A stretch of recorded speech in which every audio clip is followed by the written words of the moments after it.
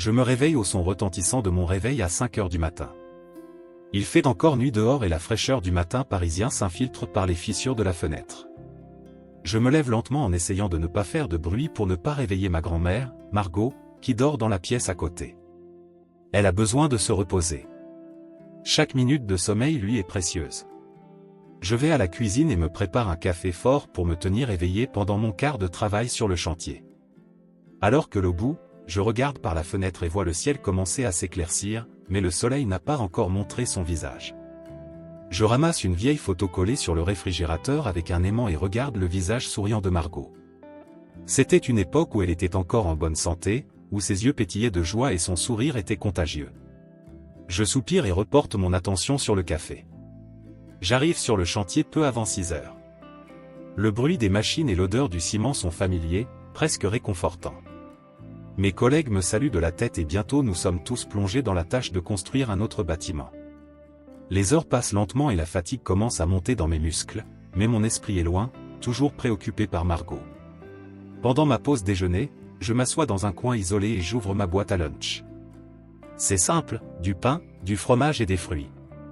J'essaie de me concentrer sur ma nourriture, mais mon téléphone portable vibre dans ma poche. C'est un appel du médecin de Margot. « Bonjour, docteur Duval. » dis-je, mon cœur s'emballe. « Étienne, il faut qu'on parle de Margot. Son état s'aggrave. Il est urgent que vous receviez les nouveaux médicaments prescrits. Sans eux, je crains le pire. » La voix du médecin est grave et chaque mot est un coup porté à mon cœur. « Je comprends, docteur. Je ferai de mon mieux pour obtenir les médicaments, je réponds en essayant de cacher le désespoir dans ma voix. Je raccroche le téléphone et sens le poids de l'inquiétude m'écraser. Je laisse la boîte à lunch de côté et cours vers la pharmacie la plus proche. Quand le pharmacien m'annonce le prix des médicaments, je m'évanouis presque. C'est exorbitant, plus que ce que je pourrais payer avec des mois de travail. N'y a-t-il pas une alternative moins chère ? Je demande, désespéré. Malheureusement non, monsieur. Ce sont les seuls qui peuvent améliorer son état, répond le pharmacien avec un air compréhensif. Je sors de la pharmacie les mains vides et le cœur lourd. J'ai besoin d'argent, et vite. En rentrant chez moi, je trouve Margot en proie à une violente quinte de toux. Je cours vers elle, essayant de l'aider à se calmer. Grand-mère, je suis là. Tout ira bien, dis-je, même si j'y crois de moins en moins de jour en jour. Elle me regarde avec des yeux fatigués, mais toujours pleins d'amour et d'inquiétude. Étienne, ma chérie, ne t'inquiète pas trop pour moi. Tout ira bien, tu verras, sa voix est faible, mais elle essaie de me réconforter. Je vois la douleur dans tes yeux et cela me détruit. Je te le promets, grand-mère. Je trouverai un moyen d'obtenir les médicaments, dis-je en lui tenant la main. Elle sourit faiblement et ferme les yeux, essayant de se reposer. Je m'assois à côté de lui tenant la main, sentant la responsabilité peser de plus en plus sur mes épaules. Je ne peux pas la laisser souffrir ainsi, mais ses options sont limitées et le temps presse. Je passe le reste de la journée à essayer de trouver des solutions, mais rien ne semble viable. À chaque quinte de toux de Margot, mon désespoir augmente. Elle est tout ce qu'il me reste et je ne peux pas la perdre. La nuit arrive et je suis épuisé, physiquement et émotionnellement. Avant de me coucher, je regarde à nouveau la photo sur le réfrigérateur et je fais une promesse silencieuse, je trouverai un moyen de sauver Margot, quel qu'en soit le prix. Avec cette pensée, je ferme les yeux et essaie de me reposer, sachant que demain m'apportera de nouveaux défis et que j'aurai besoin de toute la force possible pour y faire face. Je me suis réveillé avant le réveil. Le ciel était encore enveloppé d'obscurité matinale et le silence était presque absolu, brisé seulement par le bruit de ma propre respiration. Je me relevais difficilement, ressentant la fatigue accumulée des dernières semaines. Margot, ma grand-mère, dormait dans la chambre à côté, mais son sommeil était agité, troublé par la douleur et la maladie qui la consumait peu à peu. J'ai décidé de prendre des quarts de travail supplémentaires au travail. Nous avions besoin de plus d'argent pour les médicaments, mais la vérité était que j'étais épuisé.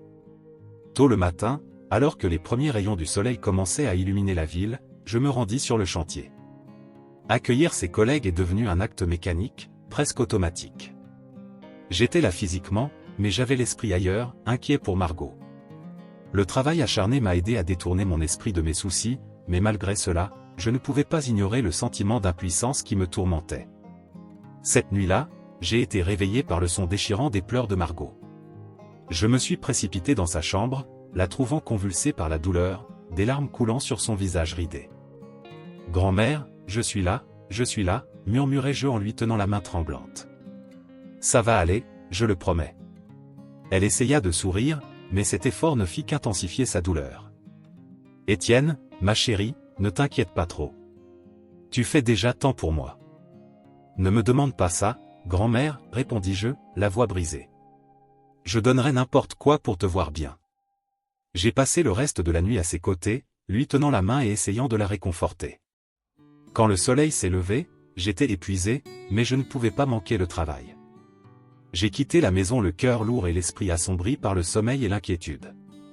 Sur le chantier, mes mouvements étaient lents et les minutes me paraissaient des heures.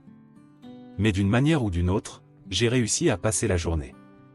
En rentrant chez moi, j'ai trouvé Margot assise sur la chaise du salon, en train de regarder une vieille photo de nous deux. Elle semblait avoir un bref moment de lucidité et ses yeux brillaient avec une intensité que je n'avais pas vue depuis longtemps. « Étienne, viens ici, s'il te plaît », appela-t-elle d'une voix faible mais ferme. Je me suis approché rapidement. « Qu'est-ce qui ne va pas, grand-mère ? Est-ce que tout va bien ?» Elle me tenait la main avec une force surprenante. « Je dois te dire quelque chose de très important, » dit-elle, les yeux fixés sur les miens. « Quelque chose que tu dois savoir avant qu'il ne soit trop tard. » J'ai senti un frisson parcourir ma colonne vertébrale. « Qu'est-ce qu'il y a, grand-mère ? Peux-tu me le dire ?» l'encourageai-je, essayant de cacher mon anxiété. Mais avant qu'elle ait pu continuer, son visage s'est tordu de douleur et elle s'est effondrée dans mes bras. « Grand-mère !»« Margot !» j'ai crié, essayant de la ranimer. Mon cœur bat à tout rompre, la panique m'envahit. J'ai appelé une ambulance et l'attente m'a semblé interminable. Lorsqu'ils sont finalement arrivés, ils m'ont accompagné à l'hôpital, où Margot a été immédiatement emmenée aux urgences. En attendant des nouvelles, le poids de l'épuisement et du désespoir semblait m'écraser. Je m'assis sur une chaise en plastique inconfortable, la tête enfouie dans mes mains. Un médecin apparut enfin, avec une expression sérieuse sur le visage. « Monsieur Étienne, votre grand-mère est stable pour le moment, mais son état est critique. Il faudra faire plus de tests pour mieux comprendre la situation. » J'acquiesçai, sans voix, ressentant un mélange de soulagement et de peur. L'inquiétude à propos de ce que Margot voulait me dire bouillonnait dans mon esprit. Qu'est-ce qui pourrait être si important? Et pourquoi maintenant, au milieu de tout ça? J'ai passé la nuit à l'hôpital, entre siestes agitées et idées noires. Le secret que Margot semblait sur le point de révéler devenait une ombre grandissante qui planait sur moi. Quoi qu'il en soit, je savais que cela changerait tout. Lorsque le soleil s'est levé à nouveau, apportant un nouveau jour, tout ce que je voulais, c'était des réponses. Mais pour l'instant, je n'avais que l'incertitude, l'inquiétude et l'épuisement. Et surtout, le besoin désespéré de continuer à me battre, pour Margot et ce qu'elle représentait pour moi. Le soleil n'était pas encore levé lorsque j'ai transporté d'urgence ma grand-mère Margot à l'hôpital. Le chemin semblait éternel, chaque minute s'écoulant comme si l'horloge conspirait contre nous. À notre arrivée, l'équipe médicale s'est occupée de nous rapidement, mais l'expression sur leur visage était une pure inquiétude. Margot a été immédiatement hospitalisée dans un état grave. Alors que j'attendais dans le couloir, le médecin s'est approché de moi. Il avait une expression sérieuse et fatiguée, comme quelqu'un qui avait annoncé plusieurs fois de mauvaises nouvelles. « Monsieur Étienne, votre grand-mère a besoin d'un traitement intensif et continu, sinon les chances de survie sont minimes, » dit-il d'une voix qui essayait de paraître réconfortante, mais qui échoua lamentablement. « Et combien ça coûtera ?» ai-je demandé, sachant que la réponse serait probablement dévastatrice. « Ce sera un traitement coûteux, environ 15 000 € par mois, » a-t-il répondu en me regardant droit dans les yeux, comme s'il savait l'impact que cette information aurait sur moi. J'ai senti une boule dans ma gorge. 15 000 € par mois, c'était une somme inimaginable pour quelqu'un qui travaillait dans le bâtiment et qui était déjà endetté jusqu'au cou. Il a quitté l'hôpital, désespéré, essayant de trouver un moyen d'obtenir cet argent. C'est alors qu'au détour d'un virage, j'ai rencontré Pierre, un vieil ami d'école.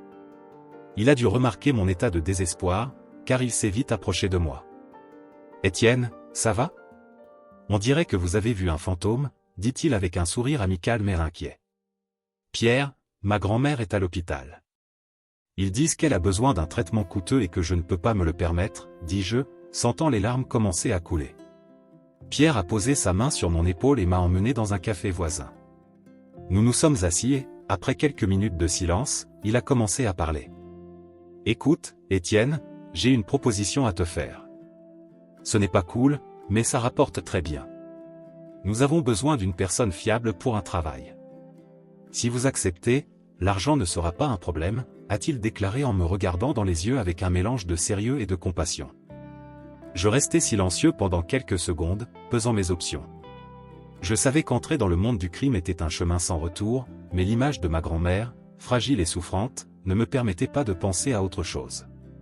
Ce que je dois faire ? Ai-je demandé, acceptant finalement la proposition. Pierre m'a expliqué les détails du travail, et ce soir-là, je me suis plongé dans un monde dont je n'aurais jamais imaginé faire partie. Les premières semaines ont été un mélange d'adrénaline et de peur. À chaque nouveau service, j'accumulais plus d'argent, mais aussi plus de culpabilité. Je savais que je trahissais tout ce que ma grand-mère m'avait appris sur l'honnêteté et l'intégrité, mais j'avais l'impression que je n'avais pas le choix. Un soir, après une autre journée épuisante, je suis rentré à la maison et j'ai trouvé Margot éveillée. Ses yeux fatigués semblaient voir à travers moi. « Étienne, mon chéri, tu as l'air si fatigué. Ce qui se passe ?» a-t-elle demandé, sa voix faible mais pleine d'inquiétude. « Je travaille dur, grand-mère. »« Ne t'inquiète pas pour moi, dis-je, essayant d'avoir l'air convaincant mais sachant qu'elle n'en croyait pas un mot. Je sais que quelque chose a changé chez toi, ma chérie. J'espère juste que tu ne fais rien que tu puisses regretter, dit-elle en me tenant la main avec le peu de force qui lui restait. J'ai senti une boule dans ma gorge et je me suis agenouillé à côté d'elle, essayant de retenir mes larmes. Je ferai n'importe quoi pour toi, grand-mère. N'importe quoi, dis-je, la voix tremblante. Elle m'a juste regardé avec une profonde tristesse, comme si elle savait que je me perdais pour la sauver. Ce regard m'a hanté pendant les jours suivants, alors que je continuais à être impliqué dans des crimes de plus en plus dangereux. L'argent a commencé à affluer en grande quantité, mais ma conscience empirait de plus en plus. Margot, même faible, semblait remarquer le changement en moi. Elle a essayé de me parler à plusieurs reprises, mais j'étais toujours absent, tant physiquement qu'émotionnellement. Chaque fois que je la voyais, j'avais l'impression de perdre un morceau de moi-même. Et chaque fois que j'acceptais un autre travail, je savais que je m'éloignais de la personne que ma grand-mère avait créée. C'était un cercle vicieux et je ne savais pas comment en sortir.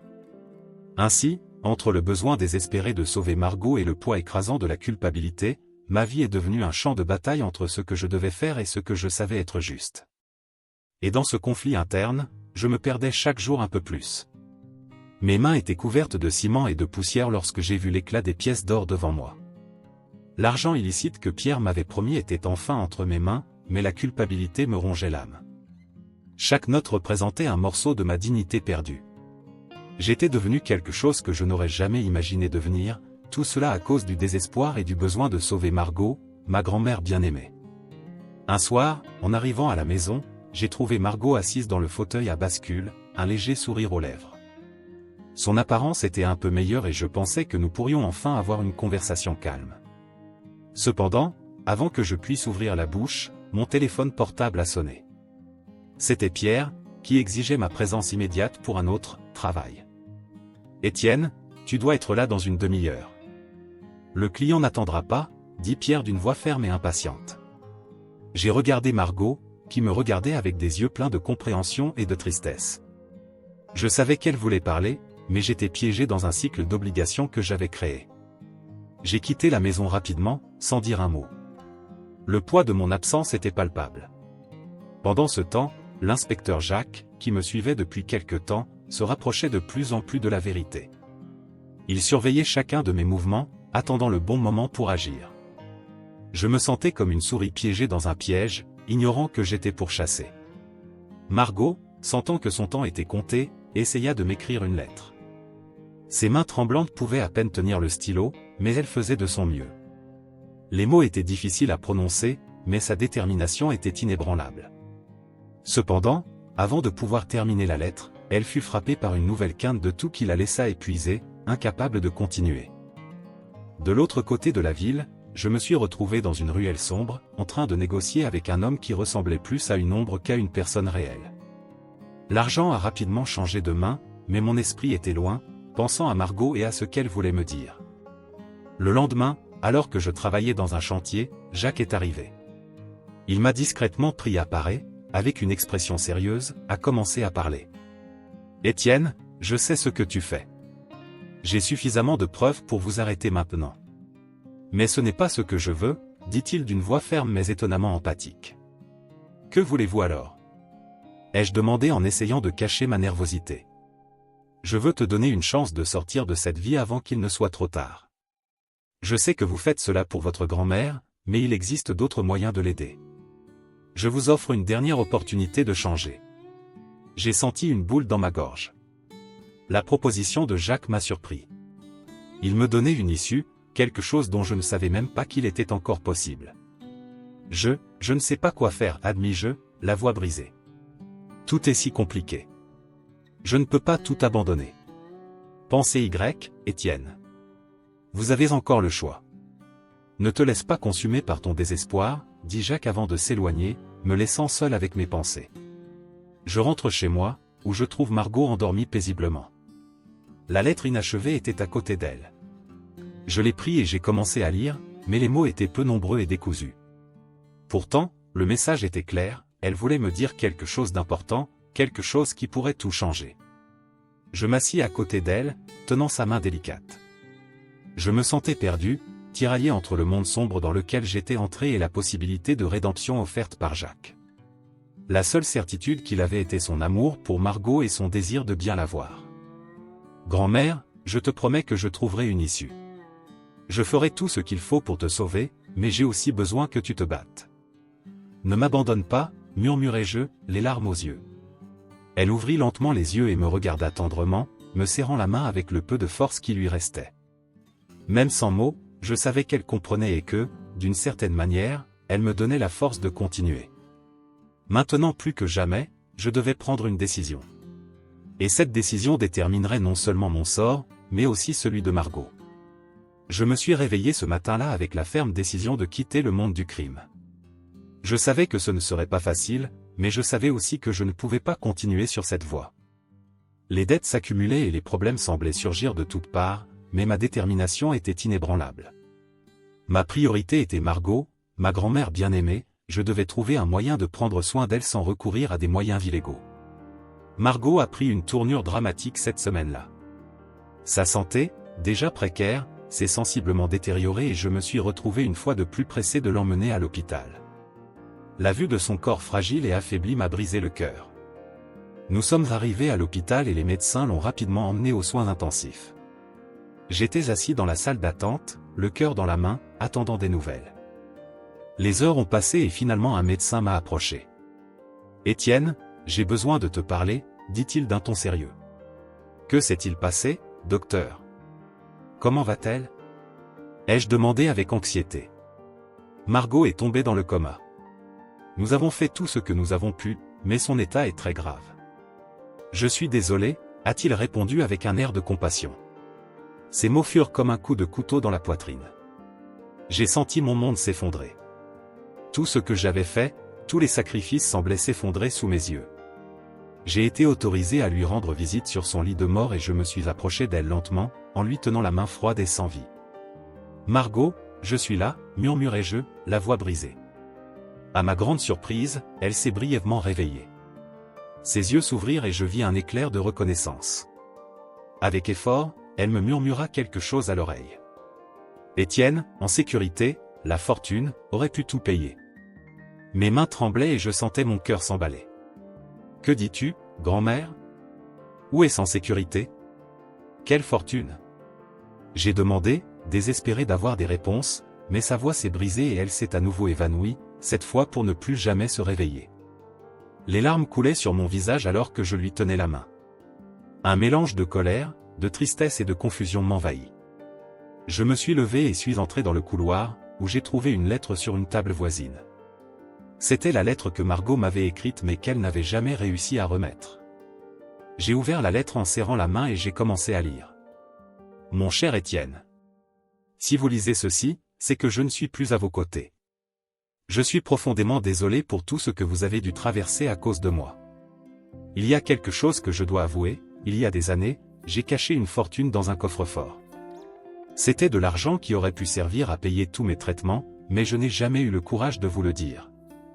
J'avais peur que cela change la façon dont tu me voyais, ou que cela nous sépare d'une manière ou d'une autre. Le coffre-fort est caché dans la vieille Bastide, derrière la cheminée. La combinaison est votre date de naissance. J'espère qu'un jour tu pourras me pardonner. Je t'aime plus que tout au monde. Avec amour, Margot. Je tombais à genoux, tenant la lettre contre ma poitrine, les larmes coulant de manière incontrôlable. Tous mes sacrifices avaient été vains. Tout le temps que j'ai passé immergé dans le crime, toutes les douleurs et souffrances auraient pu être évitées. La vie avait été cruelle avec moi, et ce moment semblait être le comble de mon malheur. Mais en même temps, quelque chose en moi s'est allumé. C'était peut-être l'occasion de recommencer, d'utiliser cette fortune pour faire du bien, d'honorer la mémoire de Margot et de tenter de réparer les erreurs du passé. La lettre toujours entre mes mains, je me levai lentement, déterminé à trouver ce coffre-fort et à découvrir les secrets qu'il contenait. Margot n'était plus là, mais son dernier cadeau pourrait être la clé d'un nouveau départ.